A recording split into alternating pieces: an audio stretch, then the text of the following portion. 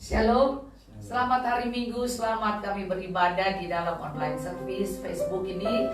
Biarlah hal yang sama indah kita mengalami di tempat Anda dan di tempat di sini. Kami sama-sama merasakan kesatuan di dalam Tuhan dan urapan Tuhan yang sama. Kita akan memulainya dengan doa. Terima kasih Tuhan. Kami mengucap syukur untuk waktu yang Kau berikan, untuk kesempatan hidup yang masih Engkau percayakan hingga saat ini. Kami masih bisa hidup, kami masih bisa bernafas, kami tetap sehat dan kami terus memuliakan Engkau Tuhan. Dan Tuhan terima saat ini kami bisa beribadah hari Minggu bersama-sama dengan teman-teman yang ada bersama dalam online service ini Tuhan. Terima kasih Bapa. Tuhan, urapi kami semua para pelayan-Mu, baik pemimpin pujian, baik Tuhan Yesus, singer, baik juga Tuhan pemain musik, baik juga Tuhan Yesus yang membawakan firman Tuhan, Bapak Beni Tuhan, dan yang Tuhan memegang Tuhan Yesus laptop Tuhan.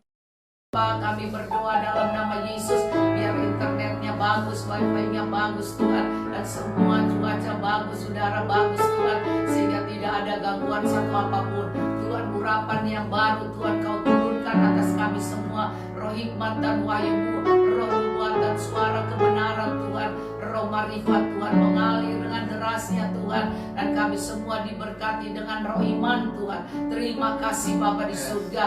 Oh Bapa, Engkau curahkan Roh Kudus ke atas hati kami semua, sehingga kami bisa mendengar seperti apa yang Kau mau kami dengar Tuhan, dan kami bisa menangkap Tuhan isi hati-Mu, dan kami bisa mengalami lawatan Tuhan, dan kami terus bertambah iman kami. Di dalam nama Tuhan Yesus, beri kesehatan pada kami semua di dalam melayani Engkau Tuhan, sehingga Roh Kudus bekerja Tuhan. Kalau kami duduk bersama dengan rukun, kesanalah Kau perintahkan berkat kehidupan untuk selamanya.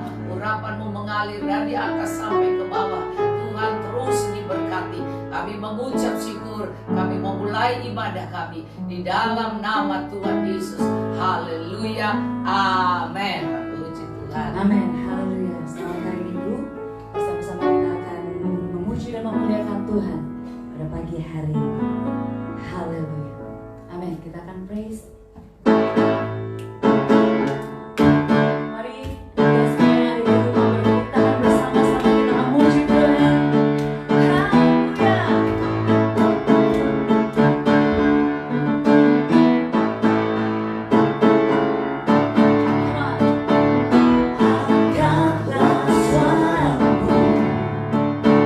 Puji dan serukan nama Yesus, tanggapkan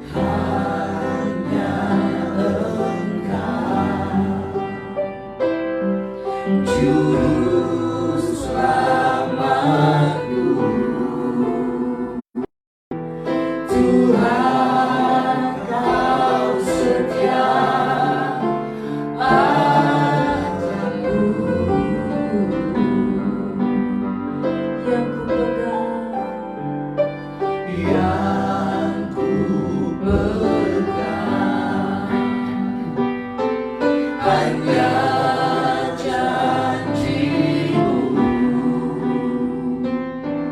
Ku percayakan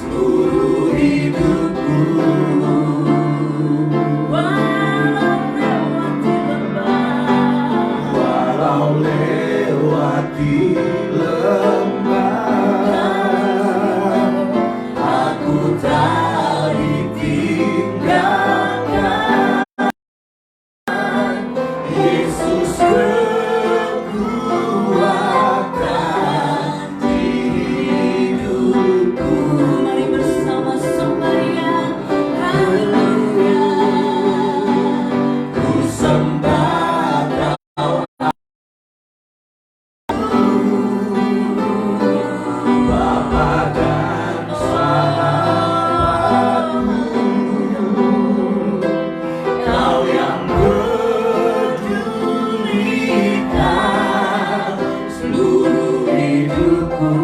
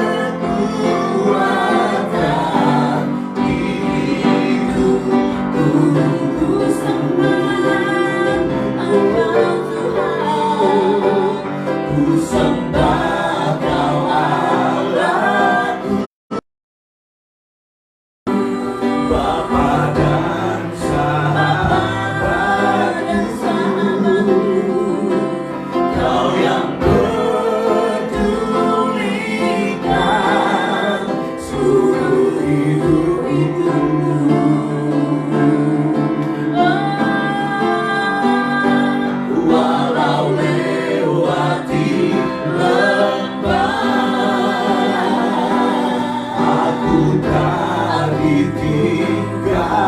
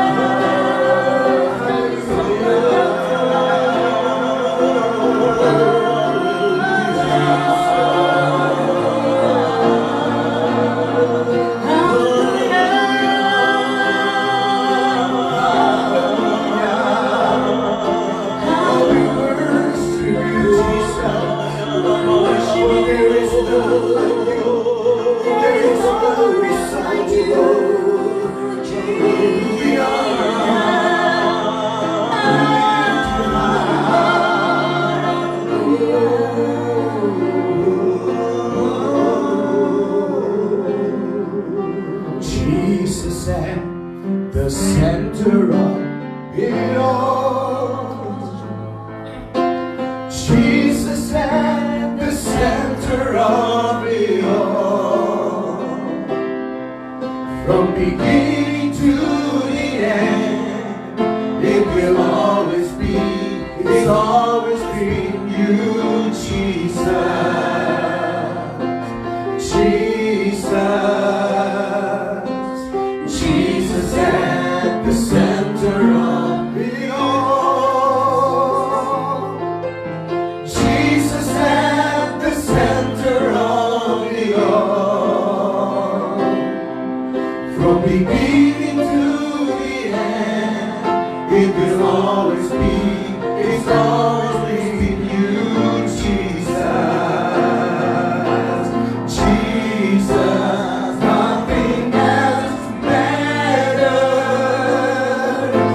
Nothing in this world will do.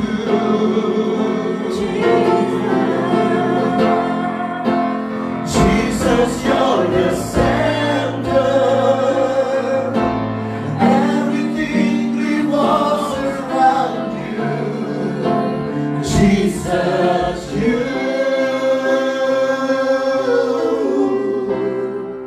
at the center of it all.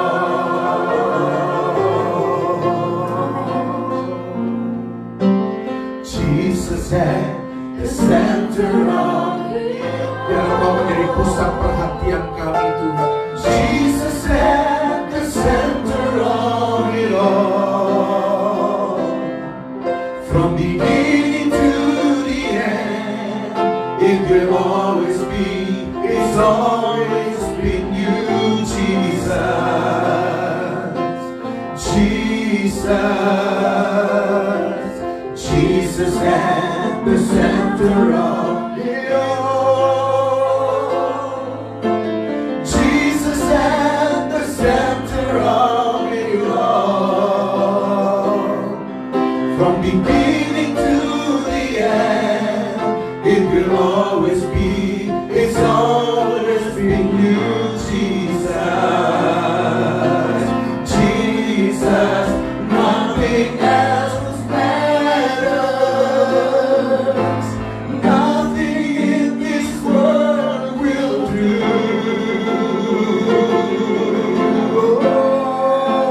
Jesus, you're the center.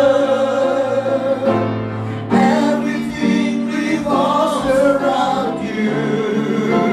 Jesus, you, nothing else matters.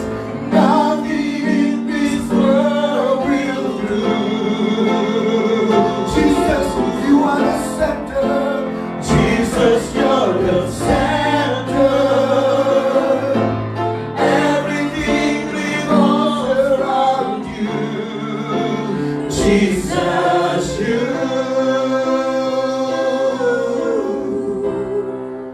at the center of it all.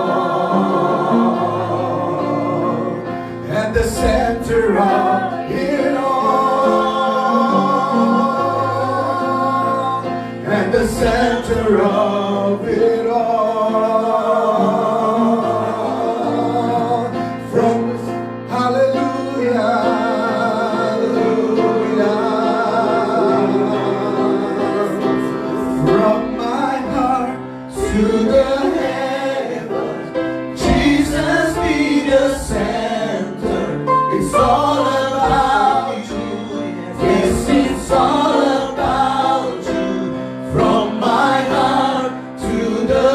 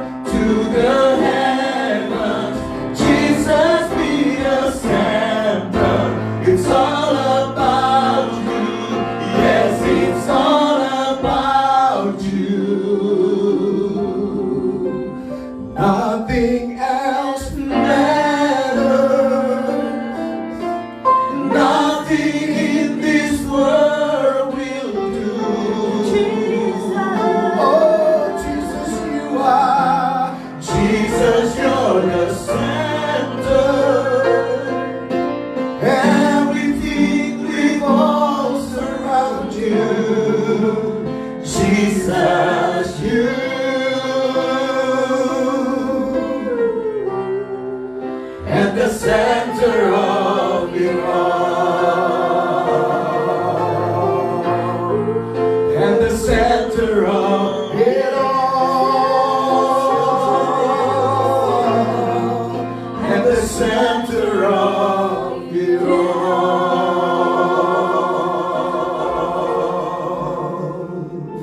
Biar perhatian kami hanya tertuju kepadamu Tuhan.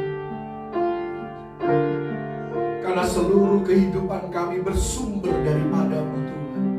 Segala yang kami miliki berasal daripadamu Tuhan.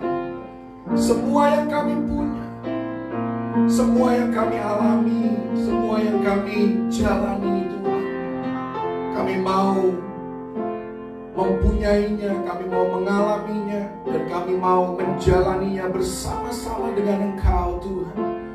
Karena tanpa Engkau kami tidak bisa berbuat apa-apa.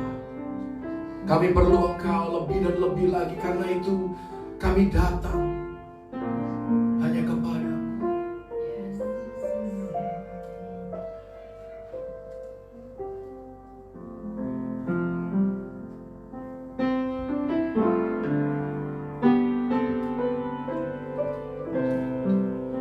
This is my story. This is my song, praising my Savior all the day long. This is my story. Oh, this is my song, praising my Savior all the day long. Blessed assurance, blessed assurance, Jesus is mine, Jesus is mine. Oh, what a foretaste, oh, what a foretaste of glory divine, heir of salvation, heir of salvation, purchase of God, purchase of God, born of the Spirit, born of the Spirit, washed in His blood, washed in His blood. This is my story. This is my story. Oh, this is my song. Praise it, praising my Savior all the day long. This is my story. Oh, this is my song, praising my Savior all the day long. Katakan perfect submission, perfect submission. All is at rest, all is at rest. I in my Savior, I in my Savior am happy and blessed, am happy and blessed, watching and waiting, watching and waiting, looking along, looking along, filled with His goodness, filled with His goodness, lost in His love, lost in His love. Oh, come on. This is my story. Oh, this is my song, praising my Savior, praising my Savior all the day long. This is my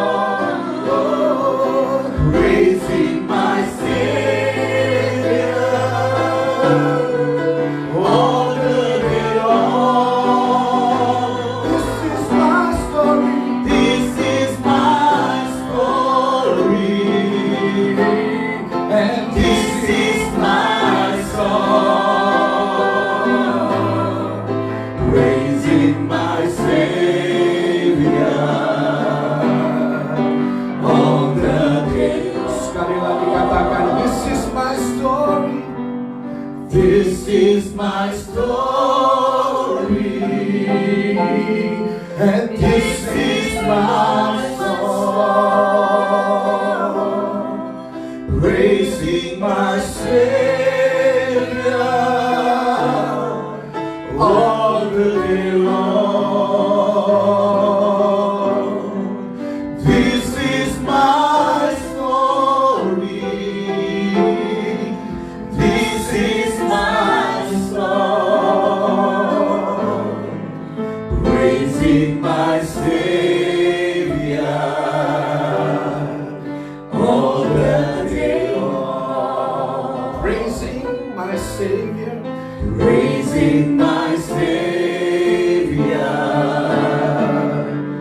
all the day long. Sekali lagi, oh praising my Savior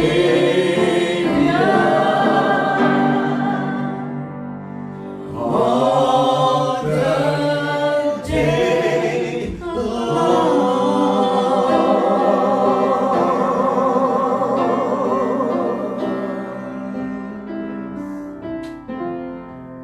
Thank you, Jesus. This is what we want to do all our lives. Ini yang kami mau lakukan seumur hidup kami, memuji, menyembah Engkau di dalam segala keadaan, Tuhan. Kami mau mengangkat jiwa kami, kami mau mengangkat pujian kami mau mengangkat suara kami dan tangan kami ke hadapan-Mu. Karena hanya daripada-Mu pertolongan kami. We need you, Lord. We need you, Jesus. More and more of you, Lord. I love you, Lord. For your mercy never fails me.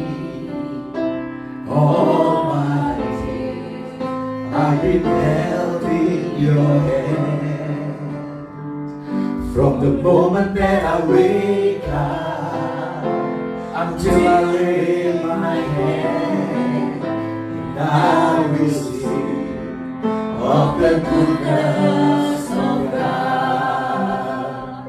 I love you, Lord. Oh, your mercy never fails me.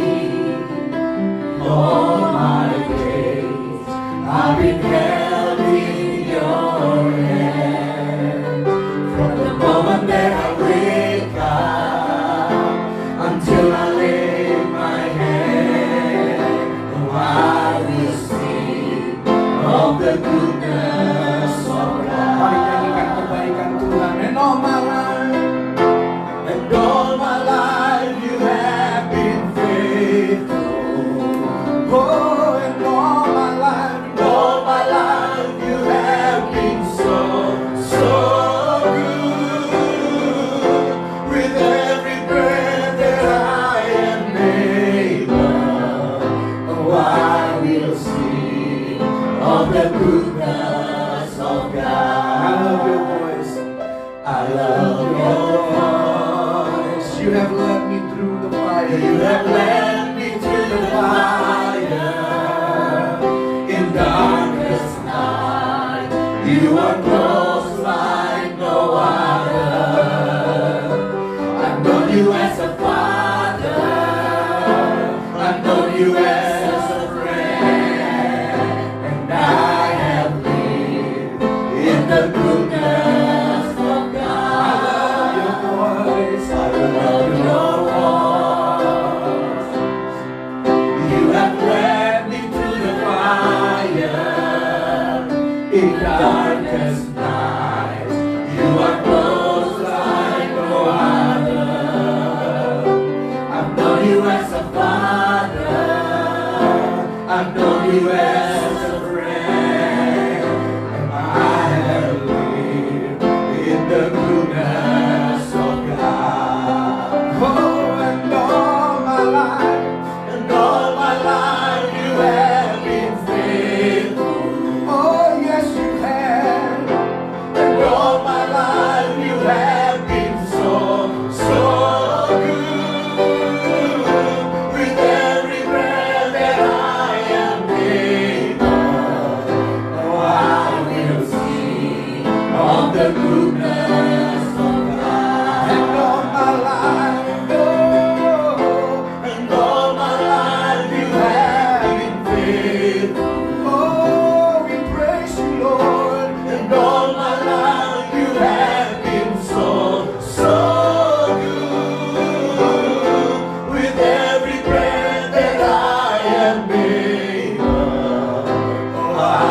will sing of the goodness of God.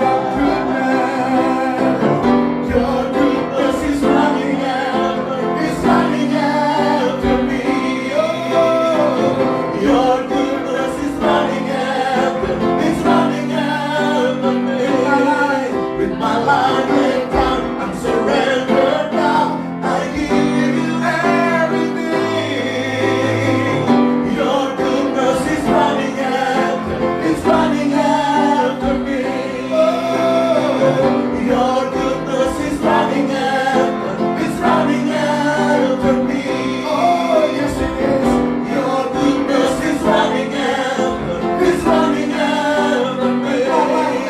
With my life laid down, I'm surrendered now. I give you everything. Your goodness is running after me. And all my life you have been faithful. Oh, and all my life you have been so good to us, Jesus. With every breath that I am able, I will sing of the goodness of God. And all my life you have been faithful. Oh yes you have, Lord. And all my life you have been so good. With every breath that I am able, oh I will sing of the goodness of God. Oh, and all my life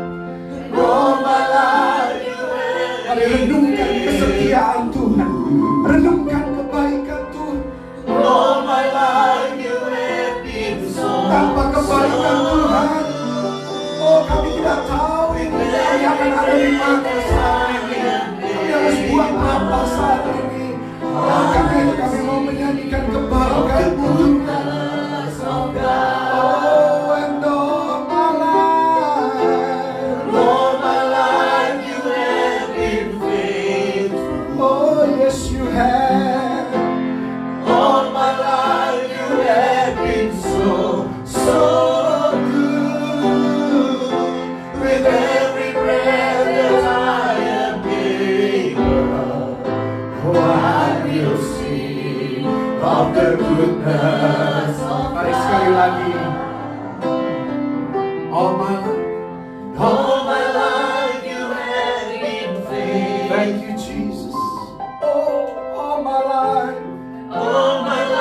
you have been so good. Oh yes you have. With every breath that I am able, oh I will sing of the goodness of God.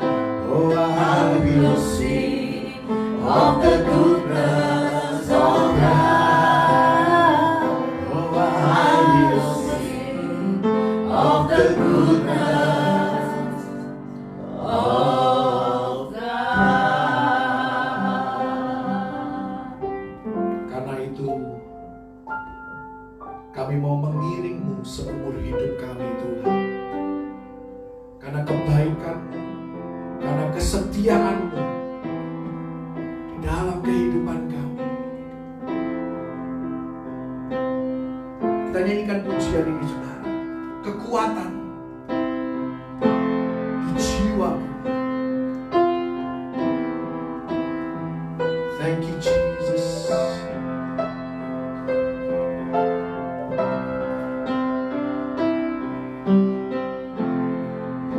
Kekuatan di jiwaku,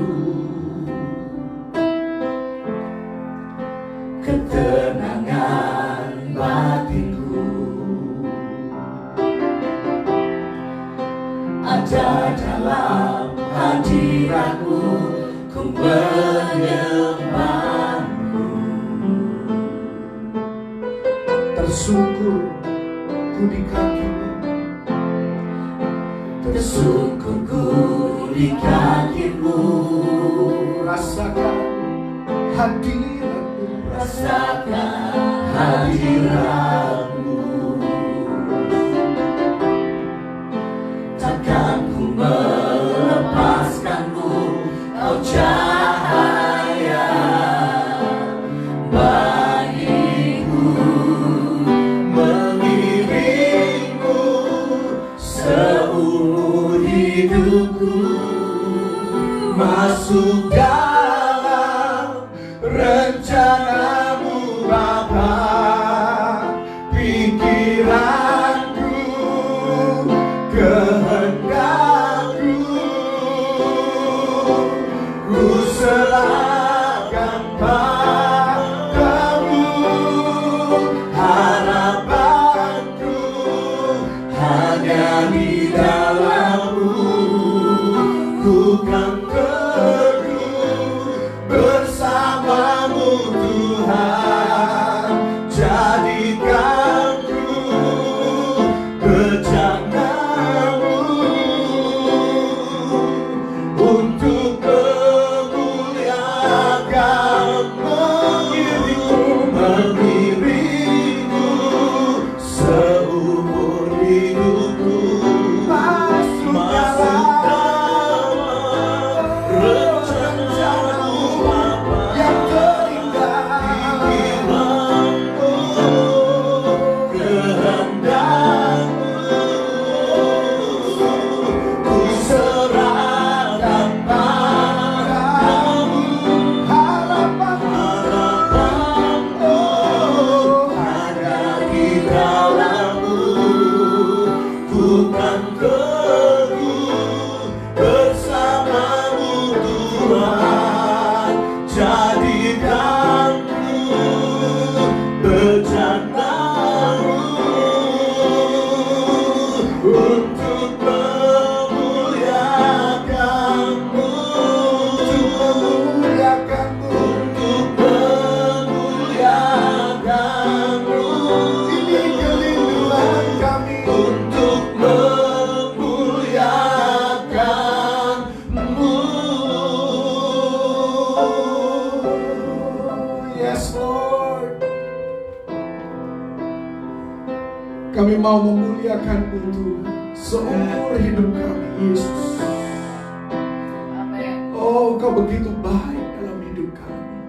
Engkau begitu setia dalam hidup kami. Engkaulah kekuatan di dalam batinnya jiwa kami Tuhan. Sehingga apapun yang kami hadapi, apapun yang kami alami dalam kehidupan kami, kami tahu kami akan kuat. Karena tangan-Mu lah yang menopang, tangan-Mu lah yang memegang dan mencengkeram hidup kami Tuhan. Kami bersyukur buat kasih setia-Mu yang tidak berkesudahan, belas kasihan-Mu yang selalu baru setiap pagi. Kami mensyukuri rahmat-Mu dalam hidup kami. Dan kami ada di dalam tahta kasih karunia-Mu. Biar kami boleh mendapatkan pertolongan tepat pada waktunya. Kami mendapatkan jawaban. Kami boleh menikmati Engkau, hadirat-Mu dan jamahan-Mu yang begitu berarti, yang dapat memulihkan hidup kami.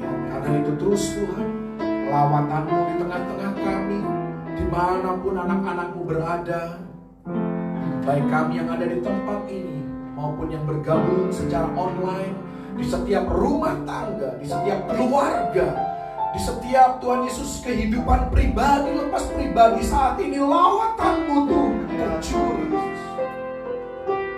Dan Kau menjadi jawaban bagi mereka Tuhan.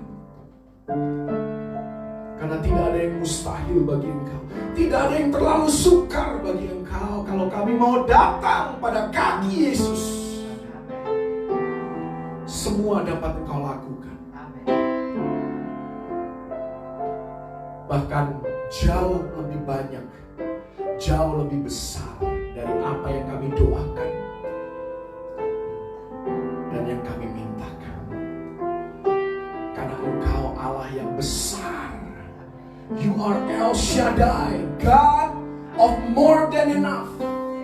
More than enough. Thank you Jesus. Nyatakan pribadimu lebih lagi melalui kebenaran firman-Mu. Biar kami melihat keindahan, kemuliaan Tuhan lewat kebenaran firman-Mu, dan kami dikuatkan, kami diteguhkan. Nama Tuhan dipermuliakan. Dalam nama Tuhan Yesus Kristus yang mengasihi Tuhan dan rindu untuk terus ada di dalam hadirat Tuhan. Mari sama-sama katakan amin. Haleluya. Haleluya. Shalom. Shalom. Selamat hari Minggu.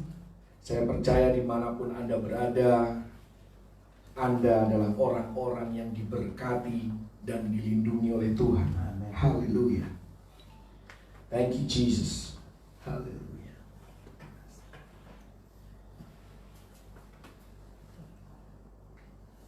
Kita akan melihat kebenaran firman Tuhan yang saya beri judul Datang pada Kaki Yesus. Dan firman ini berbicara tentang satu tokoh, satu karakter di dalam Alkitab yang tidak asing bagi kita, bernama Maria. Tetapi bukan Maria ibu Yesus, melainkan Maria saudara daripada Marta dan Lazarus. 3 kali di dalam kisah Injil ditulis tentang Maria. Dan setiap kali nama Maria muncul, dia berada di satu tempat yang sama, yaitu di kaki Yesus. Karena itu ada 3 pelajaran penting bagi Anda dan saya. Seharusnya kapan kita ada di kaki Yesus? Yang pertama, ditulis dalam Lukas 10 ayat 38 sampai ayat yang ke-42. Maria berada di kaki Yesus untuk mendengar firman Tuhan. Mari kita lihat sama-sama Lukas 10 ayat 38 sampai 42. Ketika Yesus dan murid-muridnya dalam perjalanan, tibalah ia di sebuah kampung. Seorang perempuan yang bernama Marta menerima dia di rumahnya. Perempuan itu mempunyai seorang saudara yang bernama Maria. Maria ini duduk dekat kaki Tuhan dan terus mendengarkan perkataannya. Sedang Marta sibuk sekali melayani. Ia mendekati Yesus dan berkata, "Tuhan, tidakkah engkau peduli bahwa saudaraku membiarkan aku melayani seorang diri? Suruhlah ia membantu aku." Tetapi Tuhan menjawab, "Marta, Marta." Ya, kita tahu bahwa seseorang sedang dalam masalah kalau Tuhan sampai memanggilnya 2 kali. "Marta, Marta." Ya, seperti anak saya suka kalau sudah jengkel sama papanya selalu bilang, "Dedi, Dedi." Gitu kan? Ini Yesus menjawab, "Marta, Marta, engkau khawatir dan menyusahkan diri dengan banyak perkara, tetapi hanya satu saja yang perlu. Maria telah memilih bagian yang terbaik, yang tidak akan diambil daripadanya." Sebelum kita menghakimi Marta, mari kita pertimbangkan beberapa hal tentang Marta. Yang pertama, kisah ini terjadi di rumah Marta. Jadi Marta adalah tuan rumah daripada Yesus dan juga para muridnya. Kita tidak tahu persis berapa banyak yang hadir, minimal ada 13 orang tamu, 12 rasul dan seorang Yesus. Otomatis Marta sebagai tuan rumah yang baik, dia merasa bertanggung jawab untuk mempersiapkan akomodasi, mempersiapkan makanan, minuman bagi Yesus dan juga para muridnya. Dan hal ini tidak murah, saudara. Kita tahu hari-hari ini terutama rumah tangga yang di dalamnya ada banyak orang yang tinggal. Ya, termasuk di rumah Pulau Mas ini. Ya, sekali makan kita harus memberi makan 20 orang, saudara, kurang lebih. Ya, jadi Anda bisa bayangkan, dan satu jemaat kami keluarga besar Tampu Bolon, ya itu jauh lebih besar daripada rumah Pulau Mas. Ya, sekali makan entah berapa mulut yang harus diberikan makan. Dan kita tahu itu bukan murah. Ya, dan kita tahu di sini bahwa Marta mau memberikan yang terbaik bagi Yesus dan para muridnya. Jadi sebenarnya Marta ini seorang yang murah hati. Dan Marta sebenarnya di tengah kesibukannya dia sebenarnya sedang mendengarkan Yesus. Namun perhatiannya teralihkan. Dan tadi Yesus katakan bahwa perhatian Marta teralihkan oleh banyak perkara. Terjemahan lain dikatakan ya Marta ya stres, Marta tertekan oleh banyak pelayanan. Pelayanan itu baik. Namun kalau dilakukan dengan jiwa yang kering, dengan jiwa yang kosong, maka pelayanan itu akan menjadi sebuah beban. Ketika pelayanan dilakukan dengan jiwa yang keropos, maka pelayanan itu tidak lebih dari sekedar performance. Pelayanan itu seringkali menjadikan kita suka membanding-bandingkan diri. Bahkan di tengah pelayanan pun bisa ngomel dan mudah terbawa emosi. Itu tanda bahwa jiwa kita sedang kering. Jiwa kita dalam keadaan keropos. Dan kita memaksakan diri untuk melayani. Marta bukan hanya melayani, melainkan dia overload. Dia menjadi tidak fokus. Dari bahasanya pun kita tahu bahwa dia sedang ada di bawah tekanan yang besar. Bahkan dia berani menginterupsi Yesus, memotong percakapan Yesus, dan berkata bahwa dia tidak peduli. Serta Marta mulai berlagak seperti bos. Tentunya di hadapan Yesus ini bukanlah tindakan yang baik. Ya, Marta merasa bahwa Maria salah, Yesus pun salah. Aku tidak akan senang sampai semua orang punya beban yang sama seperti aku punya beban. Adakah orang-orang demikian di sekitar kehidupan kita, yang kalau kita lagi repot, ya kita kepengen semua orang juga repot seperti kita. Dan mulai marah-marah, mulai ngomel-ngomel. Dan Yesus menyebut nama Marta 2 kali. Marta, Marta. Artinya di sini adalah sebenarnya Marta dengan kemurahan hatinya, dia kepengen menyiapkan makanan yang mewah. Tetapi Yesus di sini berkata, sebenarnya Marta, satu jenis makanan saja cukup. Supaya kamu tidak stres, supaya kamu tidak tertekan, dan kamu masih punya waktu untuk duduk di kakiku, mendengarkan pengajaranku, mendengarkan firmanku. Berapa banyak dari kita punya terlalu banyak agenda dan program di dalam kehidupan kita, sehingga kita tidak punya waktu untuk duduk diam di kaki Yesus dan mendengarkan dia. Bahkan di hari Minggu sekalipun terlalu sibuk, terlalu banyak perkara, banyak melayani. Sekali lagi, saya tidak menentang pelayanan, saya pun melayani. Tetapi pastikan ketika kita melayani dengan jiwa yang penuh, dengan jiwa yang dijamah oleh kemuliaan Tuhan. Poinnya adalah, terkadang dalam kehidupan kita, kita perlu menyederhanakan kehidupan kita. Menyederhanakan agenda dan program kehidupan kita.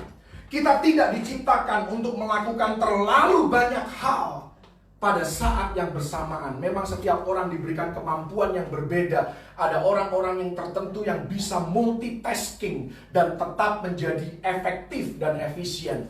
Tetapi saya mau katakan, terus-menerus melakukan multitasking, terus-menerus mengoverload kehidupan kita, membebani kehidupan kita dengan hal-hal yang tidak seharusnya kita tanggung, itu dapat berakibat buruk di dalam kehidupan kita, kesehatan kita, bahkan kerohanian kita. Terlalu banyak agenda, terlalu banyak jadwal di dalam kehidupan kita. Aktivitas olahraga, tugas sekolah, pelayanan, urusan rumah tangga, pekerjaan, belum lagi kehidupan sosial. Saya mau katakan, buatlah prioritas yang baik, sehingga kehidupan kita tidak dipenuhi dengan stres. Hiduplah dengan rencana. Manusia harus berencana. Memang Tuhan yang menentukan segala sesuatunya, tetapi kita harus hidup terencana. Dan sesekali saya mau katakan, matikan gadget Anda, matikan handphone Anda. Ya, khususnya kalau lagi di gereja, inilah waktu yang paling tepat untuk Anda tidak teralihkan perhatiannya. Anda tidak diganggu oleh dunia luar. Anda hanya fokus kepada mendengarkan firman Tuhan. Anda akan mendapati kehidupan Anda begitu lega, begitu plong. Anda bahkan bisa bernafas lagi ketika satu alat itu mati dalam kehidupan Anda. Anda akan merasakan ketenangan yang belum pernah Anda rasakan sebelumnya. Dan ketika kita memilih yang baik, yaitu duduk di kaki Yesus, Yesus berkata, yang kita terima tidak akan diambil daripada kita. Iblis tidak bisa mencurinya, manusia pun tidak bisa mengambilnya ketika kita duduk di bawah kaki Yesus dan kita mendengarkan Tuhan. Prioritaskan ini. Sekalipun kita harus mengesampingkan beberapa kegiatan lainnya yang tidak terlalu penting. Yang kedua, ditulis di dalam Yohanes pasal yang ke-12. Maria berada di kaki Yesus untuk menyembah Tuhan melalui pemberiannya. Yohanes pasal yang ke-12, kita lihat sama-sama ayat yang pertama dan ayat yang kedua. Nanti Anda bisa melanjutkan sendiri sampai ayat yang ke-8. Yesus diurapi di Betania, ini kurang lebih 1 minggu sebelum Yesus disalibkan. 6 hari sebelum Paskah, Yesus datang ke Betania, tempat tinggal Lazarus yang dibangkitkan Yesus dari antara orang mati. Di situ diadakan perjamuan untuk dia dan Marta melayani. Sekali lagi, di sini Marta melayani. Memang dia ini suka melayani, tetapi kali ini dia melayani dengan senang hati karena jiwanya sudah dipenuhi dengan Roh Tuhan. Jiwanya sudah diisi kembali dengan hal-hal yang baik. Sedang salah seorang yang turut makan dengan Yesus adalah Lazarus. Kita tahu bahwa Lazarus, 1 pasal sebelumnya, Lazarus dibangkitkan dari antara orang mati. Dan kalau Anda membaca terus dari ayat yang ketiga sampai ayat yang ke-8, di sana kita melihat bahwa sekali lagi Maria ada di kaki Yesus. Dan kali ini dia sedang mencurahkan minyak yang sangat bernilai tinggi. Nilainya menurut murid Yesus adalah 300 dinar. 300 dinar nilainya hari ini adalah gaji selama 1 tahun.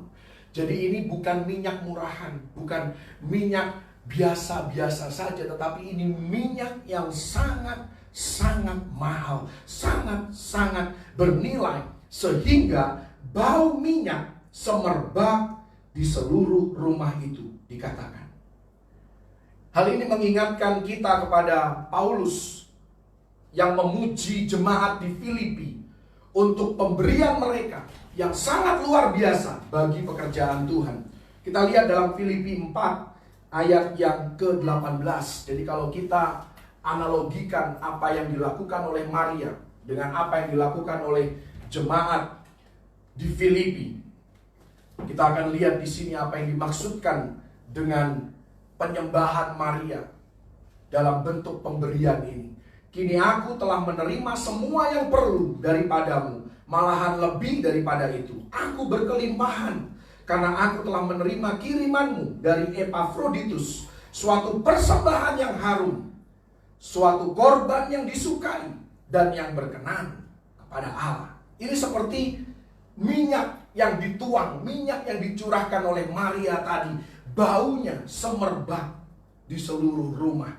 Ketika kita memberikan persembahan yang terbaik kepada Tuhan, baik itu dalam bentuk finansial, dalam bentuk waktu kita, dalam bentuk tenaga kita, maka persembahan yang terbaik ini adalah seperti persembahan yang harum, suatu korban yang disukai dan yang berkenan kepada Allah. Dalam 2 Samuel 24 ayat yang ke-24, ketika Daud hendak membangun mezbah, dia datang dan diarahkan ke seorang Yebus bernama Arauna. Dan di sana dikatakan, berkatalah raja kepada Arauna, bukan begitu, melainkan aku mau membelinya daripadamu dengan membayar harganya. Karena Arauna mau kasih gratis, mau kasih free of charge, pakai saja Daud. Karena ini untuk kepentingan raja, pakai saja.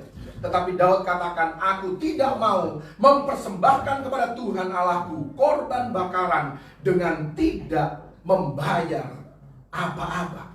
Ini luar biasa, satu hati yang mau berkorban ya bagi Tuhan, bagi pekerjaan Tuhan, bagi orang-orang di sekitar kehidupannya.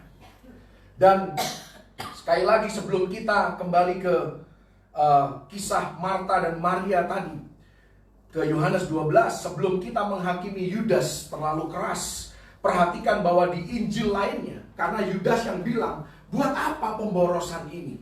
Ini kan bisa dijadikan uang, ya dijual, kemudian uangnya bisa dibagi ke orang-orang yang miskin. Ternyata bukan cuma Yudas yang ngomong begitu, saudara. Kalau Anda lihat dalam Matius 26 ayat yang ke-8, di sana murid yang lainnya pun juga ikutan gusar. Mereka melihat persembahan yang ekstravagan ini, mereka begitu terusik hatinya, dan mereka berkata, untuk apa pemborosan ini? Saya mau katakan bahwa apapun yang kita bawa kepada Yesus bukanlah pemborosan. Amin. Mungkin terlihat sebagai pemborosan di mata manusia, tetapi bukanlah pemborosan di mata Tuhan. Apa yang dipandang sebagai manusia sebagai pemborosan, bagi Tuhan itu penyembahan. Haleluya. Tidaklah sia-sia apa yang kita korbankan untuk pekerjaan Tuhan. Jadi kalau Anda adalah orang yang suka mengkritik pemberian yang bernilai tinggi untuk Tuhan, Anda sedang menaruh diri Anda di dalam kelompok yang jahat. Satu kelompok dengan Yudas. Bukan saya yang ngomong, tapi Yesus yang ngomong. Dan pemberian ini untuk mengingat hari penguburan Yesus. Jadi hari ini Maria memberi kepada Yesus menjelang kematian Yesus. Pemberian Maria adalah untuk memperingati hari penguburan Yesus, hari kematian Yesus. Betapa lebih berharganya pemberian Anda dan saya hari ini. Karena apapun yang kita berikan kepada Tuhan adalah kita berikan untuk merayakan bahwa Tuhan kita hidup hari ini. Yang diberikan Maria itu menjelang kematian Yesus. Yang kita berikan hari ini adalah untuk kita mengingat bahwa Tuhanku hidup. And I serve the living God. Aku melayani Tuhan yang hidup, yang sudah bangkit dari antara orang mati. Dan karena tubuh Kristus nantinya tidak sempat diminyaki, minyak yang dituangkan Maria menjadi sesuatu yang sangat berharga. Karena itu ya di pagi hari pada hari kebangkitan Yesus, itu ada 3 orang wanita yang mau datang ke kubur Yesus. Mereka membawa rempah-rempah, mereka mau mengurapi dan meminyaki mayat Yesus. Karena waktu kematian Yesus pada hari Jumat, mayatnya tidak sempat diminyaki, tidak sempat diurapi. Jadi ini menjadi persembahan yang sangat-sangat luar biasa. Karena apa yang dituangkan oleh Maria adalah minyak urapan. Urapan yang berkontribusi pada kebangkitan Yesus, kebangkitan Kristus. Ya, kita tahu bahwa ada kuasa di dalam minyak urapan. Minyak urapan yang dipenuhi dengan kemuliaan Tuhan. Minyak urapan yang dipersembahkan kepada Tuhan. Dan di situ ada kuasa. Ya, ketika kita memberi kepada tubuh Kristus. Tubuh Kristus dalam hal ini adalah gereja. Ketika kita memberi yang terbaik bagi pekerjaan Tuhan. Pelebaran kerajaan Tuhan. Pelebaran pekerjaan Tuhan melalui tubuh Kristus yang adalah gereja. Kita memang tidak tahu seberapa besar dampaknya, seberapa besar manfaatnya terhadap jiwa-jiwa. Maria pun mungkin tidak mengira bahwa minyak urapannya itulah yang menjadi kontributor kebangkitan Yesus. Urapan yang membangkitkan tubuh Kristus.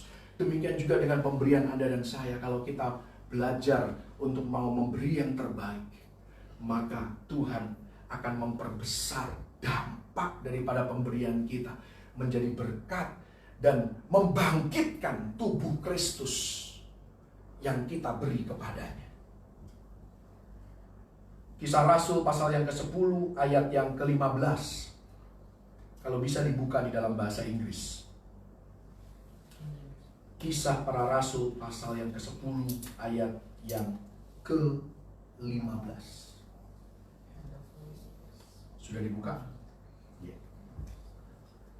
Bahasa Indonesia saya bacakan dulu supaya Anda tahu perbandingannya. Di dalam bahasa Indonesia dikatakan apa yang dinyatakan halal oleh Allah tidak boleh engkau nyatakan haram. Ini seringkali dikutip ketika Anda hendak makan suatu daging. Iya, tapi ini lebih daripada berbicara tentang makanan. Karena bahasa Inggris dikatakan apa yang sudah dikuduskan oleh Tuhan, jangan engkau katakan bahwa hal itu biasa-biasa saja. Kalau Tuhan sudah menguduskan dan menghargai persembahan terbaik Anda dan menganggap hal itu sangat berharga, jangan engkau katakan hal itu adalah pemborosan. Jangan kau katakan bahwa hal itu engkau lakukan dalam kesia-siaan. Jangan engkau anggap keselamatan adalah hal yang biasa. Jangan kau anggap ibadah adalah hal yang biasa. Jangan kau anggap kesembuhan ilahi adalah hal yang biasa. Jangan kau anggap terobosan finansial hal yang biasa. Jangan kau anggap pemulihan pernikahan, pemulihan keluarga adalah hal yang biasa. Jangan kau anggap apa yang Tuhan sudah kuduskan, jangan kau anggap hal itu hal yang biasa saja. Kalau kita mau menjadi anak Tuhan yang kuat dan tidak mudah goyah, jangan pernah berpikir bahwa penyembahan hanyalah buang-buang waktu, hanyalah buang-buang tenaga, sia-sia, tidak ada hasilnya. Jangan pernah berpikir bahwa kita tidak membutuhkan penyembahan ataupun hal-hal rohani di dalam kehidupan kita. Jangan pernah berpikir bahwa hidup benar itu kuno. Jangan pernah berpikir bahwa memberi kepada Tuhan dan kepada gereja, kepada pekerjaan Tuhan itu suatu pemborosan. Jangan pernah berpikir bahwa mengampuni itu rugi. Itu hal-hal yang Tuhan sudah kuduskan. Hal-hal yang menjadi ketetapan dan hukum Tuhan. Apa yang Tuhan sudah kuduskan, jangan engkau anggap biasa. Kalau Anda melihat di dalam Maleakhi 3 ayat yang ke-8, Tuhan begitu keras di sana. Berkata, kalau engkau tidak memberi perpuluhan, engkau sama saja dengan merampok Tuhan. Bahasa Inggrisnya merampok, bahasa Indonesia ditulis menipu Allah. Tapi bahasa Inggris ditulis merampok Tuhan. Merampok Tuhan dalam hal apa? Bagaimana manusia bisa merampok Tuhan? Saya mau katakan, ya ini perspektif yang lain. Saya pun baru mendapatkan pewahyuan ini dan saya sangat excited. Bagaimana kita bisa merampok Tuhan? Kita sedang merampok Tuhan untuk kesempatan Tuhan memberkati kita lebih. Tuhan itu punya hati yang murah hati. Tuhan mau memberkati kita lebih dan lebih lagi. Tetapi kalau kita tidak memberikan perpuluhan, kita sedang merampok kesempatan bagi Tuhan untuk memberkati kita lebih. Bahkan memberkati generasi berikutnya. Haleluya. Mungkin karena ego, karena ketidakpercayaan kita. Saya mau katakan bahwa apapun yang kita berikan, ya, orang yang murah hati itu merupakan orang yang hidupnya penuh dengan syukur. Kalau orang itu tidak pernah bersyukur dalam hidupnya, jangan harap dia pernah menjadi orang yang murah hati. Karena hanya dengan hidup bersyukur, Anda bisa murah hati. Anda bersyukur, aku terima berkat dari Tuhan. Saya bersyukur karena Tuhan memelihara hidup keluarga saya. Karena itu saya bisa murah hati. Karena itu kita bisa memberi dan menolong orang lain. Karena semua pemberian kita didasari oleh ucapan syukur. Kita merampok Tuhan untuk kesempatan Dia menghardik belalang pelahap, belalang pengerik, belalang lompatan dan belalang pindahan. Tuhan mau hardik dan halau semua ini. Tetapi kita rampok kesempatan itu dengan kita tidak mau mengembalikan apa yang menjadi milik Tuhan. Ada satu ayat yang luar biasa juga tentang penyembahan, saudara, tentang bagaimana memberi yang terbaik kepada Tuhan. Kalau Anda baca di dalam 2 Samuel 6 ayat 13, mari kita lihat sama-sama. 2 Samuel 6 ayat 13 ini terjadi ketika Raja Daud membawa kembali tabut perjanjian ke Yerusalem. 2 Samuel 6 ayat 13 dan 14, di sana dikatakan, apabila pengangkat-pengangkat tabut Tuhan itu melangkah maju 6 langkah, maka ia mengorbankan seekor lembu dan seekor anak lembu gemukan. Dan Daud menari-nari di hadapan Tuhan dengan sekuat tenaga. Ia berbaju efod dari kain lenan. Ini saya pernah sampaikan sebelumnya. Kalau Anda hitung secara matematis, kalau setiap langkah manusia adalah kurang lebih 60 cm, satu kali melangkah 60 cm, dan mereka berhenti setiap 6 langkah, karena tadi dikatakan setiap 6 langkah mereka mempersembahkan korban. Maka untuk menempuh, karena jarak dari rumah Obed-Edom ke Yerusalem itu jaraknya kurang lebih 9,6 km. Kurang lebih.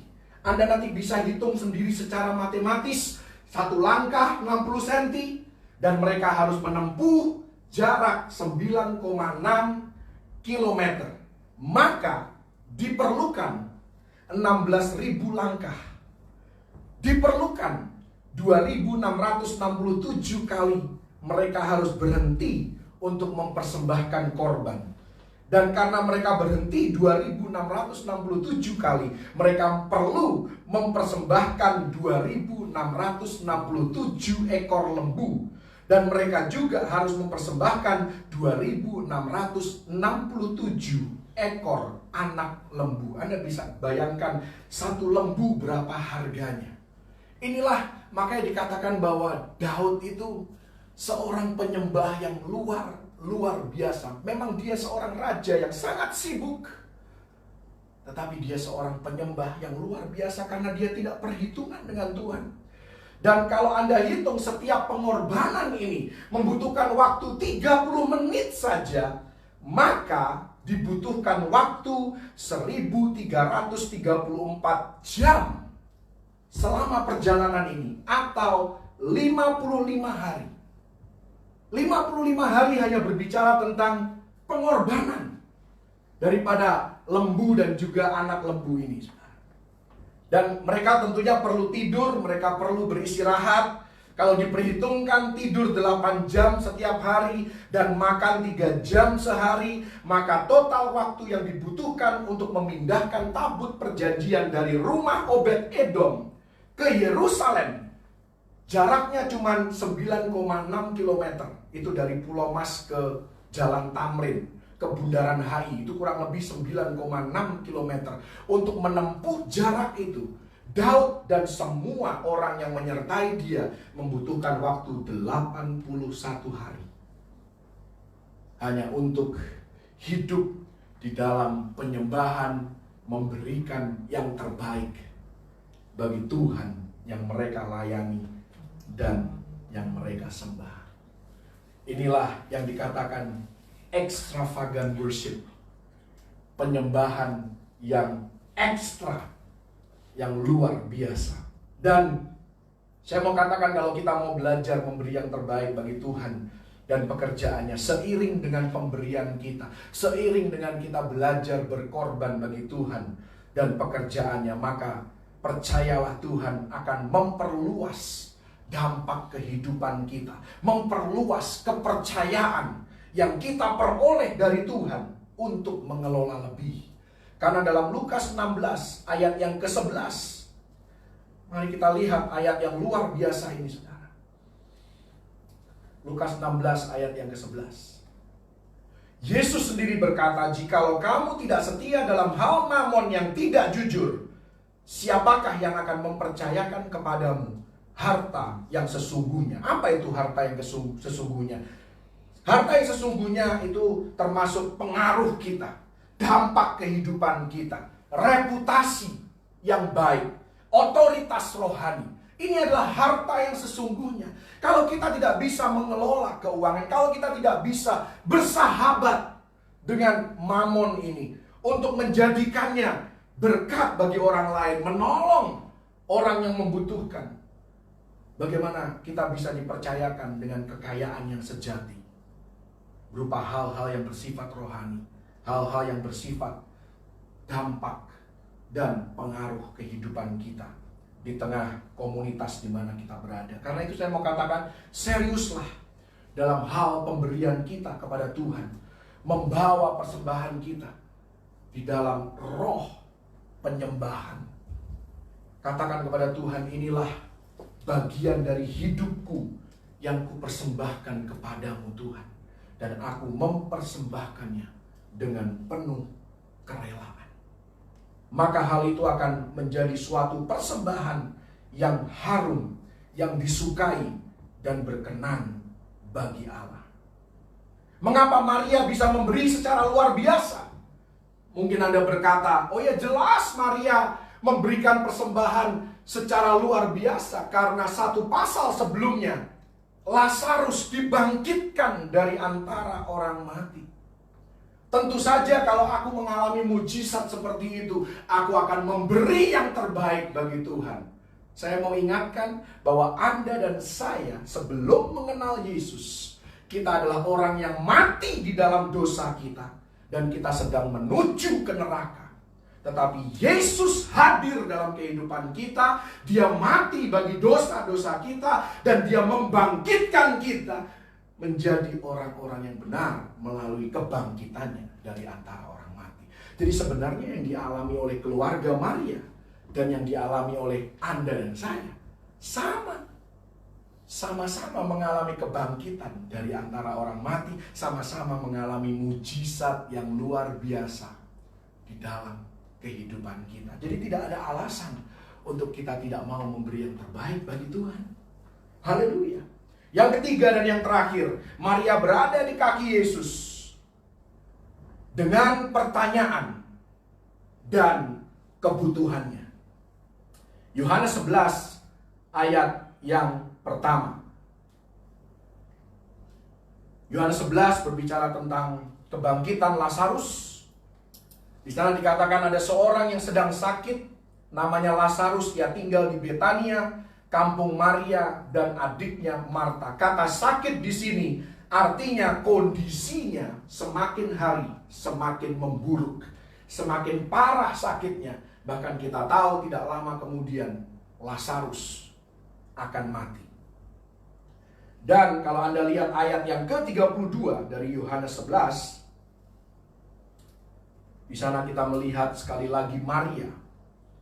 Setibanya Maria di tempat Yesus berada dan melihat Dia, dikatakan di sini, tersungkurlah dia di depan kakinya. Ini untuk ketiga kalinya ditulis dalam kisah Injil. Maria muncul dan dia berada di kaki Yesus dan berkata kepadanya, Tuhan, sekiranya Engkau ada di sini, saudaraku pasti tidak akan mati. Artinya Maria sedang dalam kondisi yang sedih, dia sedang dalam kebingungan. Mungkin dia bertanya-tanya, Tuhan, kami sudah kirim utusan, ini urusan yang mendesak, Engkau bisa saja datang lebih awal.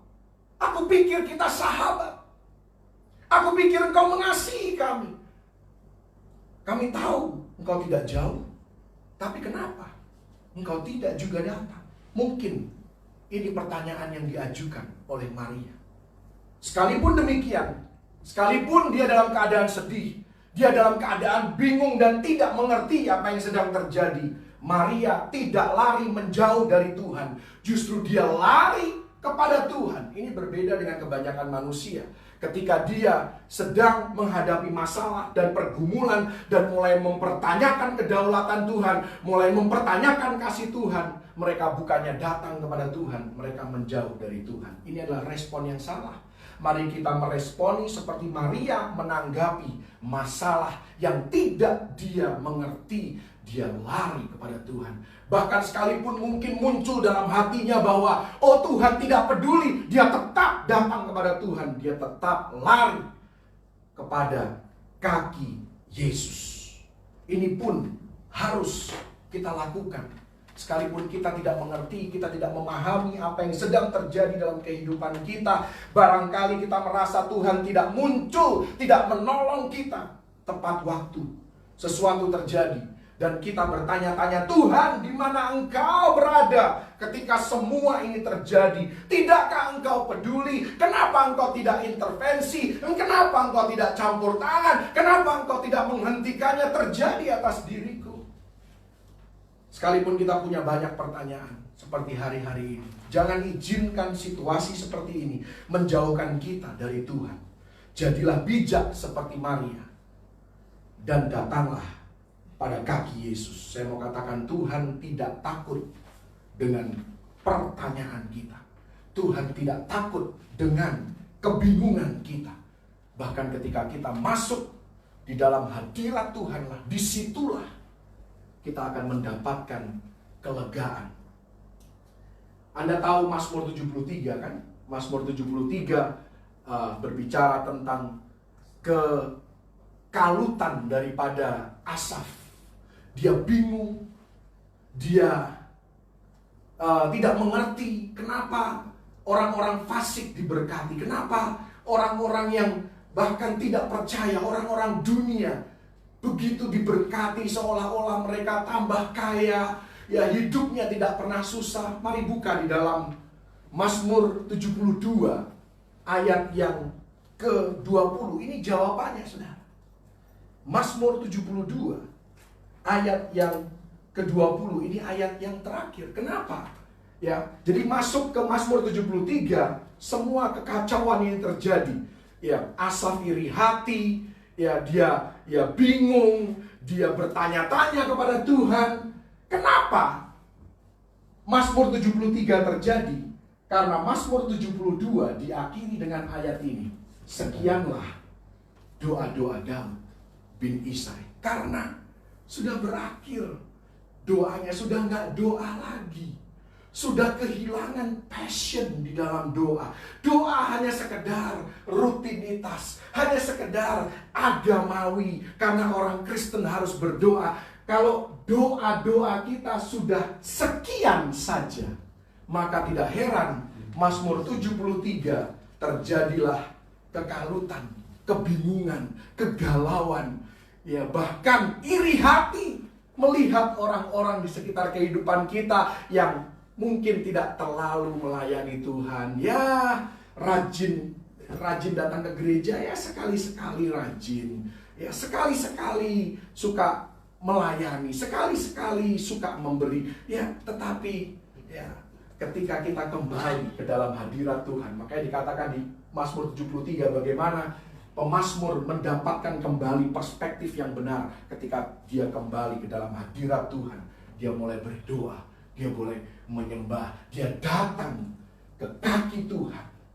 Makanya semuanya menjadi clear, semuanya menjadi jelas dan dibukakan oleh Tuhan. Inilah yang harus kita lakukan di masa-masa yang sukar dalam kehidupan kita. Jangan kehilangan doa-doa kita. Jangan kehilangan, jangan lari dari jam-jam doa kita. Jangan lari dari kehidupan doa kita. Supaya kita senantiasa, hati kita diteguhkan, hati kita terjaga dengan baik. Poinnya adalah kita mungkin bisa mencela Maria. Ya, kita boleh mempertanyakan, ya, kenapa sih Maria begitu gelisah, begitu sedih, begitu bingung? Ya, harus ingat bahwa Marialah yang mengalami apa yang dia sedang alami. Dia tidak tahu bagaimana nantinya akan berakhir. Anda dan saya punya narasi kisah ini secara sepenuhnya. Jadi jangan pernah meremehkan, jangan pernah mencela Maria karena mempertanyakan kepedulian Yesus. Tetapi Anda dan saya, karena kita punya narasi yang sepenuhnya, kita harus percaya pada kepedulian dan kasih Yesus dalam segala keadaan. Jangan pernah meragukan kasih-Nya sedikit pun. Karena dalam keadaan apapun, suka maupun duka, kaya maupun miskin, kita tetap adalah orang-orang yang dikasihi oleh Yesus. Yesus menangis bukan hanya karena dia membenci kematian, tetapi dia menangis karena orang-orang tidak percaya bahwa dia peduli dan dia mengasihi Marta, Maria, bahkan Lazarus. Ketika kita meragukan kepedulian dan kasih Yesus, seluruh surga pun menangis. Yesus menangis kalau dia dituduh sebagai biang kerok daripada musibah yang kita alami. Tapi kalau kita datang pada kaki Yesus, dia akan memiliki jawaban yang melegakan jiwa kita. Sekalipun kita belum mengerti apa yang sedang terjadi dalam kehidupan kita, jangan pernah kita marah pada Tuhan seolah-olah dia tidak peduli. Kita tidak perlu memahami segala sesuatu untuk percaya bahwa Tuhan itu baik. Kita harus percaya bahwa Tuhan itu baik sekalipun kita tidak mengerti. Jadi Maria datang ke kaki Yesus. Dia membawa segala kesedihan dan kebingungannya. Dia juga membawa kebutuhannya. Kalau Yesus sanggup membangkitkan orang mati, dia pun sanggup untuk menyembuhkan sakit penyakit kita. Jadi kalau kita sedang sakit, kita sedang lemah, baik secara jasmani maupun rohani, kita harus datang ke kaki Yesus. Kita lihat dalam Matius 15 ayat 30 dan 31. Matius 15 ayat 30 dan 31, ada hal yang luar biasa terjadi di sana tentang datang ke kaki Yesus. Apa yang bisa terjadi di kaki Yesus. Kemudian orang banyak berbondong-bondong datang kepadanya, membawa orang lumpuh, orang timpang, orang buta, orang bisu, dan banyak lagi yang lain. Lalu meletakkan mereka pada kaki Yesus. Kata meletakkan di sini bukan hanya meletakkan pelan-pelan, tetapi karena saking banyaknya orang, mereka dilempar ke kaki Yesus. Mereka dilempar, dan setiap kali dilempar, Yesus menyembuhkan mereka semuanya. Maka takjublah orang banyak itu melihat orang bisu berkata-kata, orang timpang sembuh, orang lumpuh berjalan, orang buta melihat, dan mereka memuliakan Allah Israel. Ini yang bisa terjadi ketika kita datang ke kaki Yesus. Yairus jatuh pada kaki Yesus dan anaknya disembuhkan. Perempuan Sirofenisia jatuh pada kaki Yesus dan anaknya yang kerasukan setan dilepaskan. Perempuan yang sakit pendarahan datang pada kaki Yesus dan menjamah ujung jubahnya, lalu mengalami kesembuhan. Bahkan Yesus mengambil waktu untuk mendengarkan kisah daripada perempuan ini dari awal sampai akhir. Bayangkan, Yesus di tengah kesibukannya, Yesus baru saja kembali dari Gerasa, melepaskan orang ya dari kerasukan setan. Ya, kemudian Yesus sudah didatangi oleh Yairus dan Yesus sedang dalam perjalanan menuju ke rumah Yairus. Kemudian diinterupsi oleh perempuan yang sakit pendarahan ini. Yesus masih punya waktu untuk mendengarkan kisah hidup daripada perempuan ini dari awal sampai akhir. Itulah ritme kasih karunia, the rhythm of grace. Ya, tadi kehidupan yang sekalipun agendanya sibuk, banyak hal yang harus dikerjakan, tetapi di dalam jiwa Yesus, di dalam roh Yesus ada ketenangan, ada kedamaian, sehingga dia tetap bisa menikmati setiap momen di dalam kehidupannya. Mari saudara, apapun keadaan kita, apapun yang kita butuhkan, mari kita datang kepada Yesus. Mari kita datang pada kaki Yesus. Yairus harus mengalahkan kesombongannya karena dia adalah kepala rumah ibadat. Perempuan Sirofenisia harus mengalahkan opini yang mengatakan bahwa kesembuhan bukan untuk semua orang. Tapi saya mau katakan, Tuhan kita tidak pilih kasih. Kesembuhan adalah bagi semua orang yang percaya. Perempuan yang sakit pendarahan, dia harus melawan hukum Taurat yang melarang dia dalam kondisinya saat itu untuk ada di depan publik. Tapi dia melawan hukum Taurat itu untuk menjamah jubah Yesus. Kita tidak bisa disembuhkan hanya dengan mengikuti formula dan rumus-rumus. Kita sembuh ketika kita datang pada kaki Yesus. Karena Yesus adalah Tuhan yang berbelas kasihan. Karena itu jangan datang dan fokus pada pengkhotbah, jangan datang dan fokus pada pendeta, karena Yesuslah penyembuh kita. Haleluya. Jadi kita perlu datang ke kaki Yesus untuk mendengarkan firman-Nya. Diperlukan skala prioritas dan terkadang perlu mengesampingkan kegiatan kita yang lain. Kita perlu datang ke kaki Yesus untuk menyembah Dia dengan persembahan yang naik seperti bau yang harum di hadapan Tuhan. Yang ketiga, kita perlu datang ke kaki Yesus dengan pertanyaan, dengan kebingungan, dengan kegalauan kita, dan juga dengan kebutuhan kita. Maka kita akan mendapatkan kelegaan, kita akan mendapatkan tempat perhentian di kaki Yesus. Haleluya. Tuhan Yesus memberkati. Thank you Jesus. Kalau di gereja ini adalah waktunya kolektor. Anda bisa mentransfer persembahan maupun perpuluhan Anda ke rekening BCA atas nama GBI Geraha Bethel Mount Hermon di nomor 52301452447. Tuhan Yesus memberkati persembahan Bapak Ibu, saudara-saudari yang dikasihi oleh Tuhan. Haleluya, haleluya. Mari kita menyanyikan satu pujian yang baru kita belajar, berjudul The Blessing. Lagu ini adalah yang ditulis di dalam Bilangan 6. Sebelumnya mungkin kita perlu melihatnya. Bilangan 6 ayat yang ke-24. Dimulai dari ayat yang ke-22. Ya, musik bisa mulai mengalun lagu ini. Di sana dikatakan Tuhan berfirman kepada Musa, berbicaralah kepada Harun dan anak-anaknya, beginilah harus kamu memberkati orang Israel. Anda dan saya pun orang Israel rohani. Katakanlah kepada mereka, Tuhan memberkati engkau dan melindungi engkau. Tuhan menyinari engkau dengan wajahnya dan memberi engkau kasih karunia. Tuhan menghadapkan wajahnya kepadamu dan memberi engkau damai sejahtera.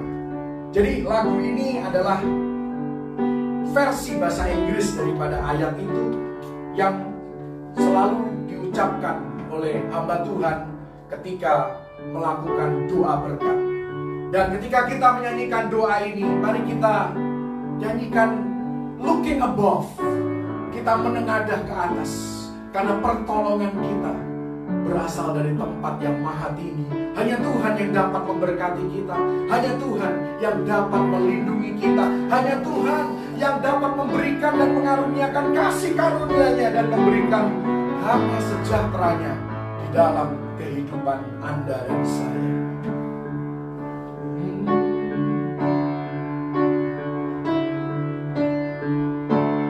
Lord bless you and keep you, make His face shine upon you, be gracious to you. Lord turn His face toward you and give you peace. Lord bless you.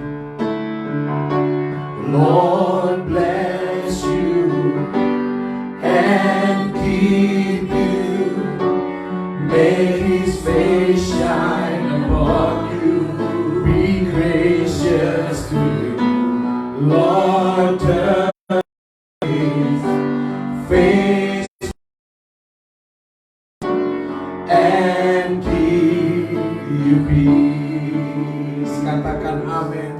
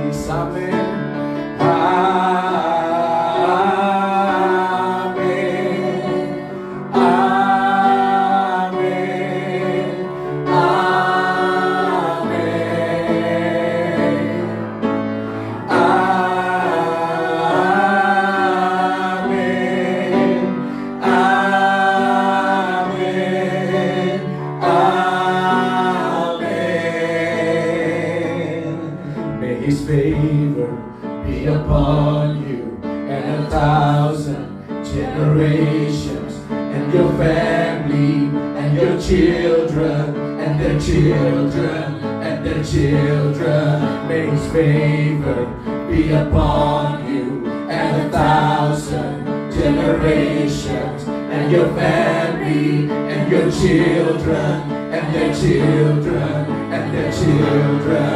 May His favor be upon you, and 1,000 generations, and your family, and your children, and their children, and their children. May His favor be upon you, and 1,000 generations, and your family, and your children, and their children, and their children. May His presence go before you, and behind you, and beside you, all around you, and within you. He is with you, He is with you, in the morning, in the evening, in your coming, in your going, in your weeping and rejoicing. He is for you, He is for you, He is for you, He is for you, He is for you, He is for you, He is for you, He is for you, He is for you, He is for His favor, His favor be upon you, and 1,000 generations, and your family, and your children, and the children, and the children. May His presence go before you, and behind you, and beside you, all around you, and within you. He is with you, He is with you in the morning, in the morning, in the evening, in your coming, in your going, in your weeping and rejoicing. He is for you, He is for you, He is for you, He is for you, He is for you, He is for you, He is for you, He is for you.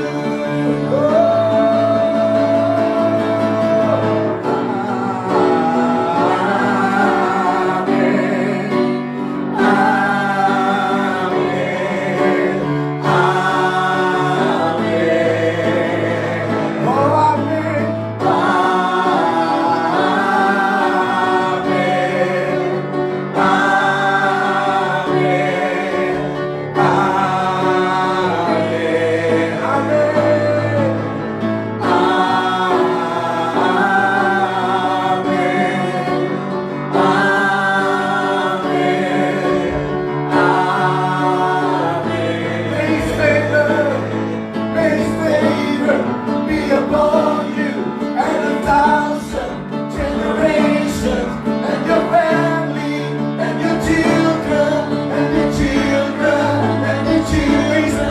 His presence go before you, and behind you, and beside you, all around you, and within you.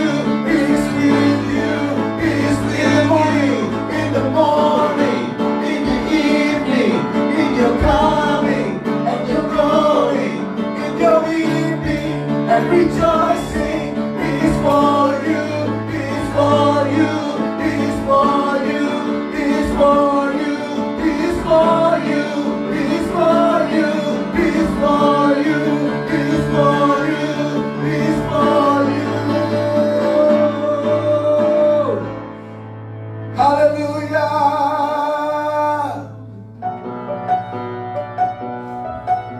Thank you, Jesus, for being for us. Engkau adalah Tuhan yang ada di pihak kami. Engkau Tuhan yang menyertai kami. Engkau Tuhan yang perkenanannya ada atas kami. You are here, moving in our midst. I worship you, I worship you. You are here, working in this place, working in this place. place. I worship you. I worship you. You are here. You are here. Moving in our midst. Moving in our midst. I worship you. I worship you. You are here. You are here. Working in this place. I worship you. I worship you. You are waymaker, miracle worker, promise keeper, light in the darkness. My God, that is who you are. You are waymaker, miracle worker, promise keeper, light in the darkness. My God, that is who you are. You are here, touching every heart, touching every heart. I worship you. I worship you. You are here. You are here. Healing every heart. Healing every heart. I worship you. I worship you. You are here. You are here. Turning lives around. Turning lives around. I worship you. I worship you. I worship you. You are here. You are here. Mending every heart. Mending every heart. I worship you. I worship you. You are waymaker, miracle worker, promise keeper, light in the darkness. My God, that is who you are. Oh, you are waymaker, miracle worker, promise keeper, light in the darkness. My God, that is who you are. Oh, you are waymaker, miracle worker, promise keeper, light in the darkness. My God, that is who you are. Oh, you are waymaker, miracle worker, promise keeper, light in the darkness. My God, that is who you are.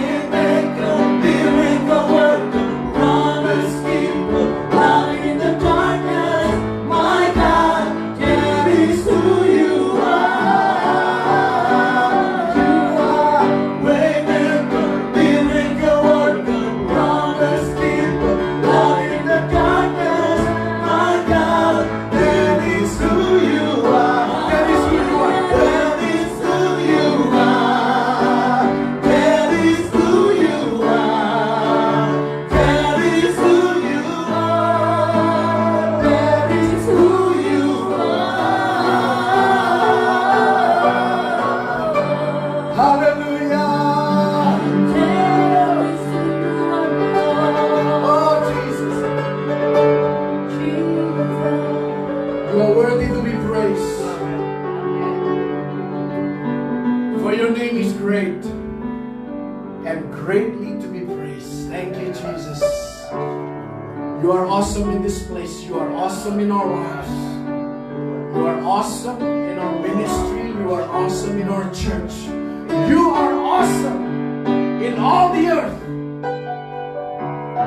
Thank you, Jesus. And I stand in awe of you. Kami mengagumi Engkau, Tuhan. Kami bangga memiliki Allah seperti Engkau. Kami bahagia menjadi milik-Mu, Tuhan. Karena itu seluruh hidup kami, sepanjang umur kami mau memuliakan Engkau, mengagungkan Engkau, meninggikan Engkau. Terima kasih Tuhan. Kalau kami boleh datang pada kaki Yesus untuk mendengar firman, untuk memberikan persembahan kami dan penyembahan kami, juga dengan segala pertanyaan, kebingungan, serta kebutuhan kami. Kami datang pada kaki Yesus, karena di sanalah kami mendapatkan kelegaan, kami mendapatkan kelepasan, dan kami mengalami mujizat yang daripada-Mu. Terus Tuhan, jaga dan lindungi kehidupan kami. Keluar masuk kami, Engkau berkati. Tidak ada satupun orang-orang yang tinggal bersama kami, orang-orang yang ada di sekitar kami, tidak ada satupun mereka yang sakit maupun lemah. Karena perlindungan dan penyertaan-Mu dalam kehidupan kami. Hari ini dan hari-hari yang akan datang, kami terus mempersembahkan seluruh kehidupan kami kepada-Mu. Karena Engkaulah yang memelihara kami, Engkaulah yang menyediakan bagi kami. Biar kami dijauhkan dari segala mara bahaya, celaka maupun maut. Virus, bakteri, penyakit tidak dapat menyentuh tubuh kami. Setiap senjata yang ditempa terhadap kami dan keluarga besar kami tidak akan berhasil di dalam nama Tuhan Yesus Kristus.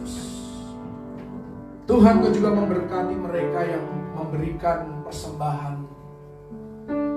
Tuhan, kami percaya mereka tidak akan pernah kekurangan sesuatu yang baik. Mereka akan melihat campur tangan Tuhan lebih lagi. Engkau akan memperluas dampak kehidupan mereka. Bahkan mereka yang mengembalikan apa yang menjadi milik Tuhan, persembahan persepuluhan ke dalam rumah perbendaharaan, supaya tersedia makanan di sana.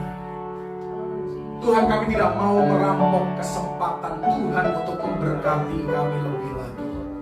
Karena itu Engkau akan membukakan tingkap-tingkap langit atas kepala mereka, mencurahkan berkat sampai tidak ada tempat untuk menampungnya, dan mereka harus menjadi berkat bagi orang-orang di sekitar kehidupan mereka untuk kemuliaan nama Tuhan. Dan Engkau sendiri yang akan menghardik dan menghalau belalang pelahap, belalang pengerik, belalang lompatan dan belalang pindahan. Karena Engkau sendiri berkata, ujilah aku dalam hal ini. Engkau Tuhan yang akan memelihara mereka dan memberkati pekerjaan tangan mereka. Dan taburan mereka di tanah yang baik akan menghasilkan tuaian yang berlipat kali ganda. Nama Tuhan dipermuliakan. Karena Engkau memberkati benih yang ditaburkan itu, Tuhan. Engkau memberi benih bukan untuk kami makan sendiri, tetapi Engkau memberikan benih untuk sebagian kami tabur kembali dan menjadi berkat bagi orang lain, bagi kemuliaan nama Tuhan, bagi pekerjaan Tuhan. Terima kasih Tuhan. Terima kasih untuk ibadah pagi hari ini. Dari awal, pertengahan hingga pada akhirnya kami boleh merasakan jamahan, penyertaan, dan kemuliaan Tuhan dimanapun kami berada. Dan kami mau mengangkat tangan kami di hadapan-Mu. Engkau yang menyempurnakan berkat-Mu atas anak-anak-Mu. Tuhan, Engkau memberkati dan melindungi umat-Mu. Engkau menyinari umat-Mu dengan wajah-Mu dan memberikan kasih karunia. Engkau dan memberikan kepada mereka damai sejahtera yang berlimpah-limpah di dalam segala keadaan. Mulai hari ini sampai Maranatha Yesus datang kali yang kedua, bahkan sampai selama-lamanya, di dalam nama Tuhan Yesus Kristus. Terima berkat yang terbaik dari Bapa Surgawi dan umat yang terus berpengharapan hanya kepada Tuhan Yesus Kristus. Mari terima berkat ini dan mari kita sama-sama katakan amin. Ku yakin,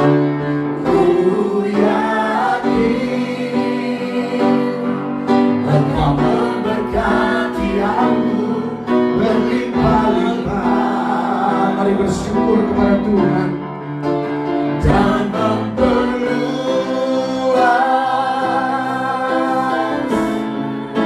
daerahmu. Dan ku yakin